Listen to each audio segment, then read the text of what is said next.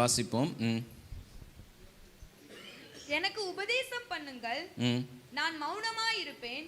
நான் எதிலே எனக்கு உபதேசம் பண்ணுங்கள், நான் என்ன பண்ணுவேன்?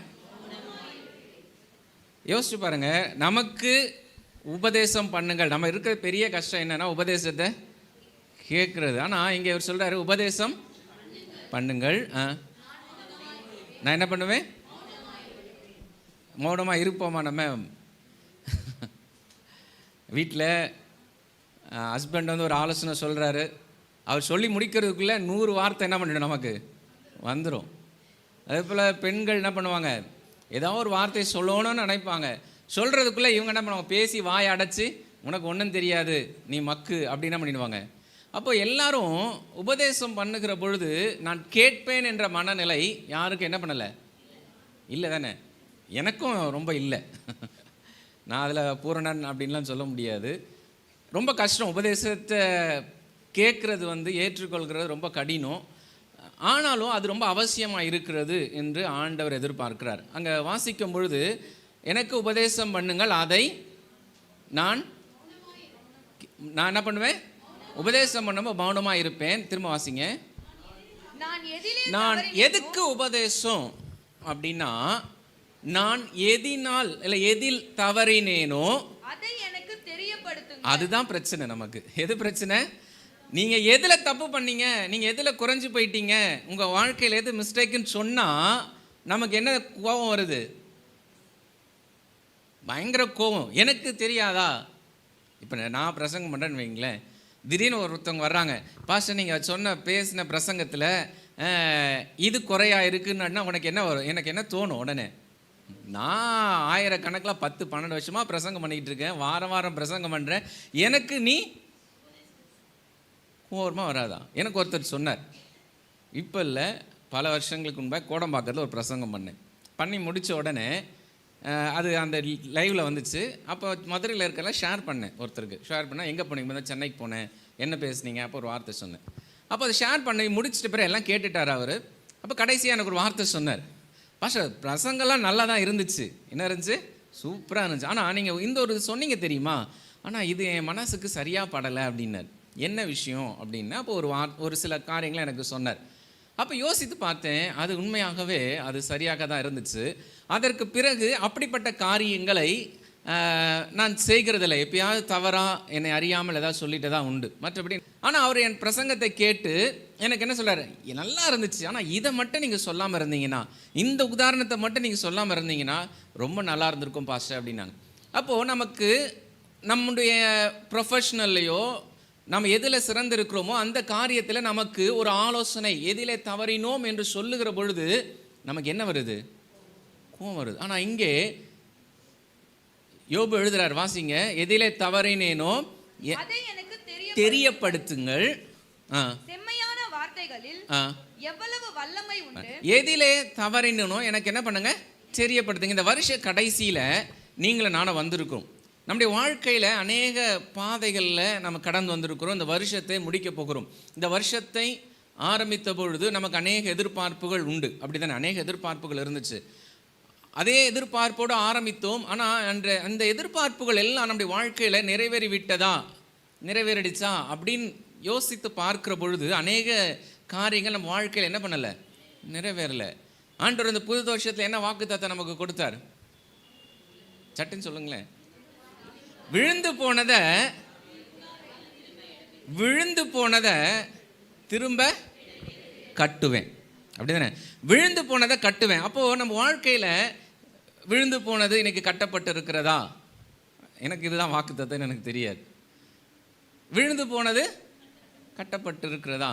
இப்போது எதிலே தவறினேனோ அதை எனக்கு தெரிய, இந்த வருஷத்தின் ஆரம்பத்தில் விழுந்ததை கட்டுவேன்னு சொன்னார். என்ன பண்ணுவார்? விழுந்ததை கட்டுவேன்னு சொல்லி உங்களுக்கு வாக்குத்தத்தம் கொடுத்தார். நீங்கள் அதை எதிர்பார்ப்போடு கூட முதல் மாதம், 2வது மாதம், 3வது மாதம், இன்றைக்கி வருஷ கடைசி வாரத்தில் வந்து நின்றுட்டோம். இப்போது நமக்குள்ள ஒரு ஆராய்ந்து பார்ப்போம், விழுந்து போனதை ஆண்டவர் கட்டினாரா இல்லையா? இந்த வருஷ கடைசியில் நாங்கள் விழவே இல்லை பாஸ்டர், அப்படிதானே? நாங்கள் அதெல்லாம் எங்களுக்கு ஒன்றும் விழலை. விழுந்தவங்களுக்கு இது வாக்குத்தத்தம், எங்களுக்கு எல்லாமே என்ன இருந்துச்சு, நல்லா தான் இருக்குது. அப்போது இங்கே விழுந்து போனதை கட்டுவேன்னு சொல்லி ஆண்டவர் வாக்கு பண்ணினார். இந்த வருஷ கடைசியில் எனக்கு ஆலோசனை சொல்லுங்கள் என்று சொல்லி யார் கேட்குறாரு? யோபு. யோபு யாரு? யோபு குறித்து ஆண்டவர் சாட்சி சொல்கிறார். 1வது அதிகாரத்தில் 8வது வசனத்தை நீங்கள் எடுத்து வாசிங்க. எடுத்து வாசிக்கும் பொழுது யோபு குறித்து ஆண்டவர் என்ன சொன்னார்? கர்த்தர் சாத்தானை நோக்கி, என் தாசனாகிய யோபின் மேல் கவனம் வைத்தாயோ? உத்தமனும் சன்மார்க்கனும் தேவனுக்கு பயந்து பொல்லாப்புக்கு விலகுகிறவனும் ஆகிய அவனைப் போல, தேவனுக்கு பயந்து பொல்லாப்புக்கு விலகுகிறவன் அவன். யோபு யாரு? உத்தமன், சன்மார்க்கன் அப்படின்னு யாருக்கிட்ட சாட்சி சொன்னார்? பிசாசுகிட்ட சாட்சி சொன்னார். அப்படிப்பட்ட ஒரு மனுஷன் இன்னைக்கு அவர் கேட்குறாரு, நான் எதிலே தவறினேனோ எனக்கு அதை என்ன பண்ணுங்க. யோபுவே கேட்குறாரு அப்படின்னா யோபுவை காட்டில நம்ம நீதிமானா? யோசிச்சு பாருங்க. யோபு கேட்குறாருங்க, தேவன் நமக்கு நம்ம வீட்டு பக்கத்துக்காரங்களே சாட்சி சொல்ல மாட்டாங்க, இவர் நல்லவருங்க, இவர் சாந்த குணம் இல்லை. நம்ம வீட்டு பக்கத்தில் போயிட்டு இந்த உங்கள் வீட்டில் பக்கத்து வீட்டில் இந்த அக்கா வராங்களே, இவங்க எப்படிங்க சர்ச்சுக்கெலாம் போகிறாங்க அப்படின்னு ஒரு கேள்வி கேட்டால் உங்களை குறித்து என்ன சொல்லுவாங்க? பக்கத்து வீட்டில் உங்கள் வீட்டில் ஒருத்தர் வருவாராங்க, ஞாயிற்றுக்கிழமைனா ஒயிட் ஷர்ட் போட்டு காலையில் ஒரு 7 மணிக்கு கிளம்பி போயிட்டு ஒரு 11 மணிக்கு ஒருத்தர் வருவார், 10:30 மணிக்கு வருவார், புதன்கிழமைனா வீட்டில் இருக்க மாட்டார், அவர் தெரியுமா அங்கே அப்படி போவாருங்க அப்படின்னு கேட்டால் அவங்க பக்கத்து வீட்டுக்காரங்க உங்களை குறித்து என்ன சொல்லுவாங்க? என்ன சொல்லுவாங்க? பக்கத்து வீட்டுக்காரங்களே இன்னும் நம்ம வீட்டில் இருக்கிறாள் எப்படி சாட்சி சொல்லுவாங்க? பக்கத்து வீட்டு விடுங்க, நம்ம வீட்டில் உங்கள் பசங்கிட்ட கூப்பிட்டு உங்கள் அம்மா அப்பா எப்படின்னு ஒரு சாட்சி சொல்லுப்பா அப்படின்னு சொல்லி சொல்கிறோம். அப்பா நம்மளை குறித்து நம்ம பிள்ளைகள் எப்படி சாட்சி சொல்லுவாங்க? என்ன விட்னஸ் கொடுப்பாங்க? நம்ம பிள்ளைங்களை குறித்து விட்னஸ் கொடுக்குறோம் நிறைய. இவன் அடங்காதவன், உருப்பிட மாட்டான், இது உதவாது. நம்ம சர்ச்சில் சொல்லி சாட்சி சொல்லிடுறோம், இவன் உதவ மாட்டான் பாஸ்டர், இவன் அடங்காது பாஸ்டர் அப்படின்னு. ஆனால் நம்மளை குறித்து பிள்ளைகள் என்ன சாட்சி சொல்கிறாங்க? நம்ம வீட்டிலையே நம்மளை குறித்து சாட்சி சொல்ல முடியாது. ஆனால் நம்ம வாழ்க்கையில் ஒரு காரியத்தை ஆராய்ந்து பார்க்க நம்ம வர்றதுக்கு மனசு இல்லை. ஆனால் அவ்வளோ பெரிய தேவனாலே பிசாசுக்கு முன்பாக பிசாசுக்கிட்ட சாட்சி சொல்லப்பட்ட யோபு சொல்கிறாரு, உத்தமன், சன்மார்க்கன், தேவனுக்கு பயப்படுகிறவன், பொல்லாப்புக்கு விலகுறவன் அப்படின்னு சொன்ன ஒரு மனுஷன் சொல்கிறாரு, நான் எதிலே தவறினேனோ அதை எனக்கு என்ன பண்ணுங்க, தெரியப்படுத்துங்கள். அப்போ நம்ம எவ்வளோ அதிகமாக இன்றைக்கி கேட்கணும் இந்த வருஷ கடைசியில். ஆண்டவரே வாக்குத்தத்தெல்லாம் கொடுத்தீங்களே, கட்டுவேன்னு சொன்னீங்களே, விழுந்து போனதை கட்டுவேன்னு சொன்னீங்களே, ஆனால் இன்றைக்கி கட்டளையே, நான் எதில் அதில் தவறி போயிட்டேன், எது எனக்கு இன்னும் அது நிறைவேறாமல் இருக்கிறதுக்கு காரணம் என்ன, அதை நீங்கள் ஆராய்ந்து பார்த்தீங்களா? அதுக்கு தான் பாஸ்டர் வந்திருக்குறோம் இங்கே, அப்படி தானே? அதுக்கு தானே வந்திருக்கிறீங்க. உண்மையாய் அந்த அர்ப்பணிப்போடு வந்தீங்கன்னா ஆண்டவர் இன்றைக்கு ஒரு நல்ல ஒரு காரியத்தை உங்களுக்கு சொல்லி அனுப்புவார். இந்த 2 நாட்களும் 2 காரியத்தை உங்களுக்கு சொல்ல ஆண்டவர் எனக்கு நினைப்பூட்டினார். ஜனங்கள் எதில் இருக்கிறார்களோ அதை ஞாபகப்படுத்து, 2வது அதில் எப்படி எழுந்து கட்டணும்னு சொல்லி ஞாபகப்படுத்த சொன்னேன். இன்னைக்கு என்ன பண்ண போகிறோம்? எதிலே தவறினோம் அது உங்களுக்கு தெரியும், தேவனுக்கு தெரியும், எனக்கு தெரியாது. எதிலே தவறினோம், எதிலே விழுந்து போனோம், 3 காரியங்களை. எதிலே நீங்கள் விழுந்து போனீர்கள்? இன்னைக்கு நம்ம வருஷத்தின் வாக்கு தத்தத்தின்படி விழுந்து போன தாவீதின் கூடாரம்னு சொல்லி வாசித்தோம். அப்போ தாவீதின் கூடாரம் விழுந்து போயிற்று. ஏன் விழுந்து போனது? உங்கள் வாழ்க்கையில் விழுந்து போனதை கட்டும்படியாய் தேவன் இன்றைக்கு உங்களோடு கூட இருக்கிறார். நீங்கள் வெளிப்படுத்த விசேஷத்தில் வாசிக்கும் பொழுது அங்கே ஒரு வசனம் சொல்லப்பட்டிருக்கிறது. என்ன அப்படின்னா, நீ இன்ன நிலைமையிலிருந்து விழுந்தாய். வெளிப்படுத்தல சபைக்கு எழுதும் பொழுது எத்தனாவது அதிகாரம்? 2வது அதிகாரம். நல்ல அவங்கள கிளாப் பண்ணுங்களேன், சொன்ன உடனே டக்குன்னு வசனம் சொல்லிட்டாங்க. 2வது அதிகாரம் 5வது வசனம் என்ன சொல்லுது? நீ இன்ன நிலையிலிருந்து விழுந்தாய் என்று நினைத்து. அப்போ நம்ம வாழ்க்கையில் நீங்கள் என்ன நிலையில் விழுந்தீங்கன்னு சொல்லி உங்களுக்கும் தேவனுக்கும் மாத்திரம்தான் தெரியும். என்ன பண்ணுவாங்க? உங்களுக்கு தெரியும் நீங்கள் எதில் தவறினீங்க, எதில் விழுந்து போனீங்க என்பது யாருக்கு தெரியும்? தேவனுக்கும் உங்களுக்கும் தெரியும். அப்போது இன்றைக்கி உங்கள் வாழ்க்கையில் அந்த விழுந்து போனதை கட்டுவேன் வாக்கு பண்ணினார், ஆனால் நீங்கள் இன்னும் கட்டப்படாமல் இருக்கிறீங்க அப்படின்னு சொன்னால், தேவன் இன்றைக்கு விழுந்து போனதை கட்டுவதற்கு உங்கள் மத்தியில் இருக்கிறார். எதிலே அதில் தவறி விழுந்தீங்களோ அதை இந்த நாட்களிலே நீங்கள் சீர்தூக்கி பார்க்க ஆண்டவர் உங்களை ஞாபகப்படுத்துகிறார். என்ன பண்ணுறாரு? இப்போ நான் நிறைய காரியங்கள் அநேகர் விழுந்து போனார்கள், நிறைய இடத்துல விழுந்து போனாங்க. அதில் சில காரியங்களை ஏன் விழுந்து போனாங்க அப்படிங்கிறத குறித்து நான் சில காரியங்களை சொல்கிறேன். ஏசாயா தீர்க்கதரிசியின் புத்தகத்தில் 14வது அதிகாரம் 14வது வசனத்தை நீங்கள் வாசிக்கும் பொழுது வாசிங்க.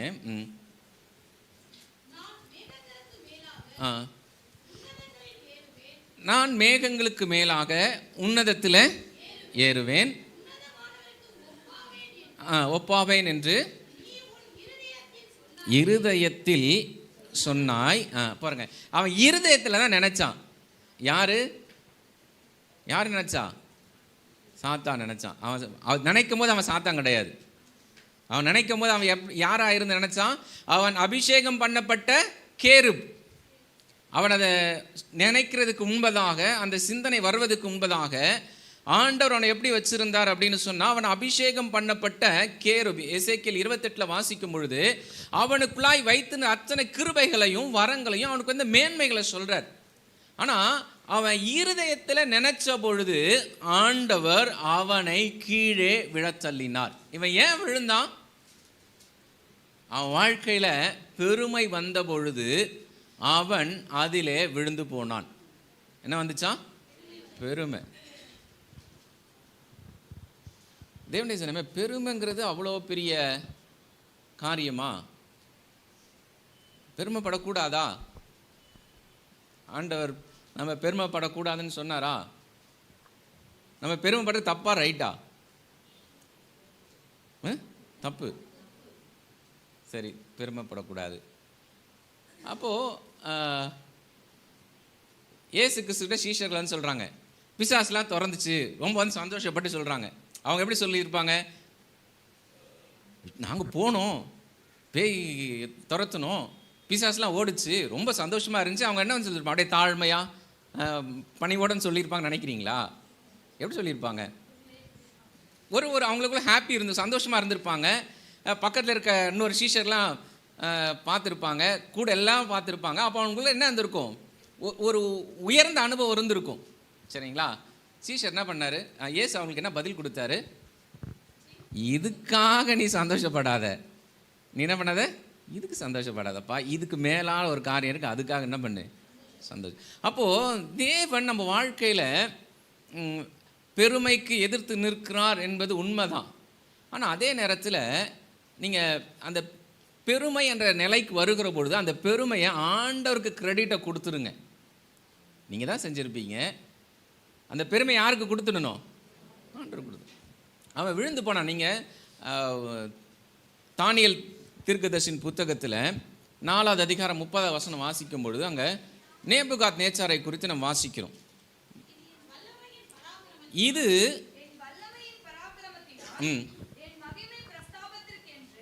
ராஜ்யத்துக்கு அரமனையாக நான் கட்டின மகா பாபிலோன் அப்படின்னு சொல்லி யார் சொல்றாரு?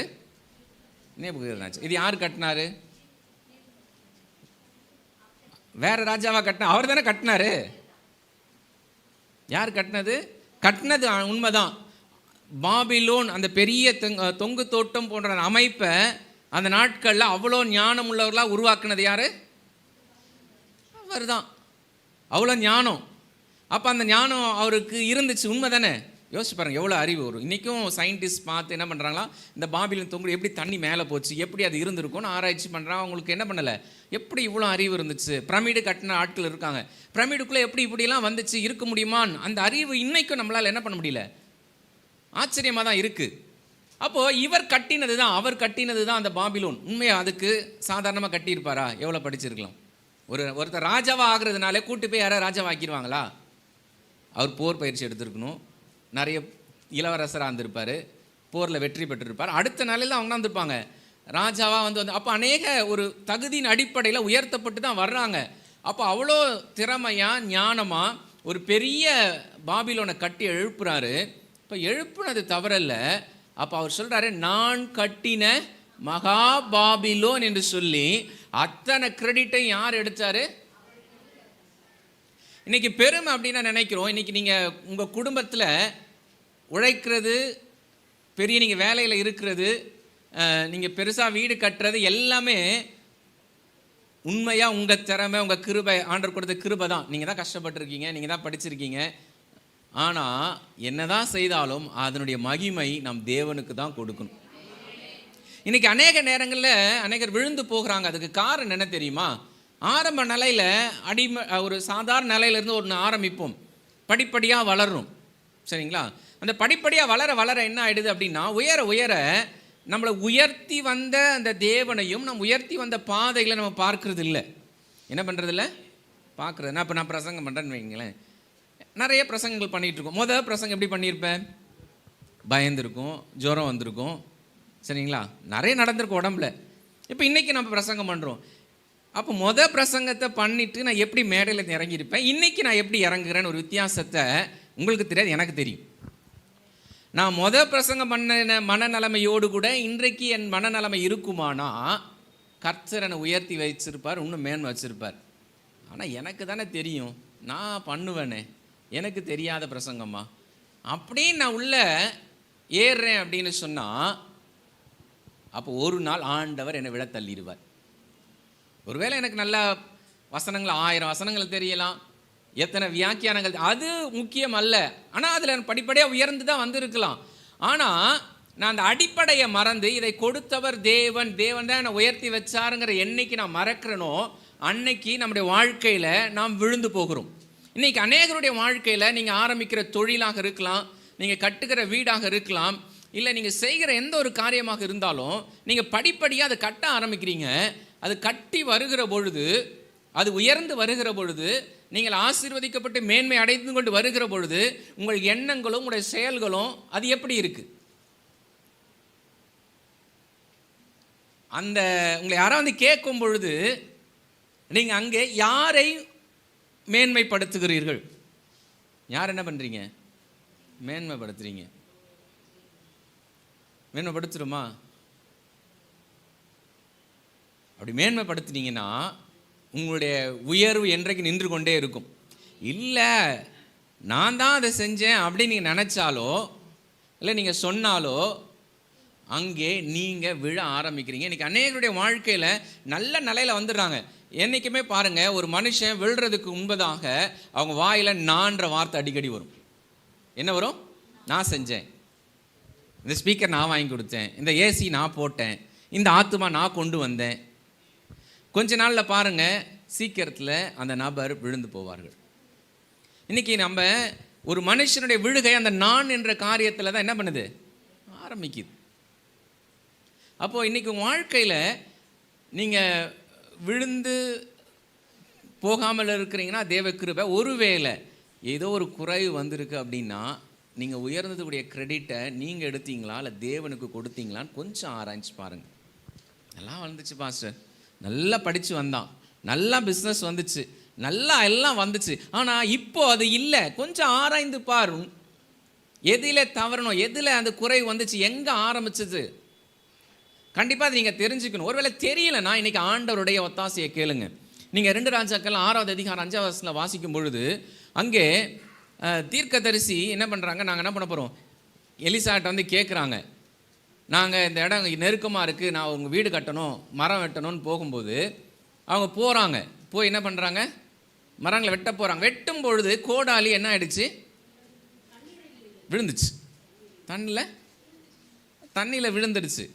தண்ணியில் விழுந்த பிறகு இவன் வந்து சொல்கிறாங்க விழுந்துருச்சு அப்படின்னு கேட்டால் இவர் என்ன சொல்லணும்? நீ எங்கே போட்டங்கிறத எனக்கு காட்டு. அப்போது நீ எங்கே விழுந்து போன, எங்கே உன் வாழ்க்கையில் நீ விழுந்து போனங்கிறத நீ தெரிந்து கொள்ளணும்னா இன்றைக்கி தேவ சமூகத்தில் இந்த 3 நாட்கள் காத்துருங்க. கர்த்தர் இந்த நாட்களில் உங்களுக்கு அதை உணர்த்துவார். பெருமையில் விழுந்தீங்களா, இல்லை வேறு எதையா விழுந்தீங்க, அதை உங்களுக்கு ஆண்டவர் என்ன பண்ணுவார்? காட்டுவார். அப்போ நீங்கள் அதை சரியான இந்த இடத்துல தான் நான் விழுந்தேன்னா கர்த்தர் அந்த இடத்துலேருந்து உங்களை தூக்கி நிறுத்த அவர் வல்லவராக இருக்கிறார். கண்டிப்பாக உங்களுக்கு தெரியும் எங்கே உங்கள் விழுகை ஆரம்பிச்சது, எப்போ நீங்கள் சறுக்க ஆரம்பிச்சிங்க, எப்போ உங்களுக்கு எல்லாம் குறைய ஆரம்பிச்சது, எல்லாம் உங்களுக்கு என்ன பண்ணும்? உங்களுக்கு கண்டிப்பாக தெரியும்.